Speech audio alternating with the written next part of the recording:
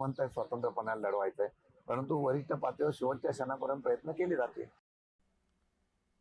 आता वळूयात पुढच्या बातमीकडे. मुंबईमध्ये मुस्लिमांच्या संख्येत वेगानं वाढ झाली आहे असं वक्तव्य किरीट सोमय्या यांनी केलंय. टाटा समाज विज्ञान संस्थेचा हा निष्कर्ष असल्याचं त्यांनी म्हटलं. मुंबईतील हिंदू लोकसंख्या ही 54% कमी होणार असं वक्तव्य सुद्धा सोमय्या यांनी केलंय. बांगलादेशी घुसखोरांमुळे मुंबईचा चेहरा बदलण्याची भीती सुद्धा किरीट सोमय्या यांनी व्यक्त केली आहे.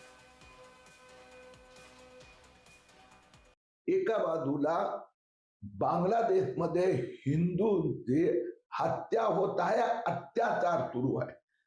त्याच वेळेला टाटा इन्स्टिट्यूट ऑफ सोशल सायन्सचा रिपोर्ट म्हणतो की मुंबईत 2050 पर्यंत हिंदू फक्त 54% असणार आणि मुस्लिम 30% पर्यंत पोहोचणार. पुढची बातमी. काँग्रेस सोबत युती करण्याचा ठाकरे गटाचा प्रयत्न आहे आणि अंतिम बोलणीसाठी प्रयत्न सुरू आहेत.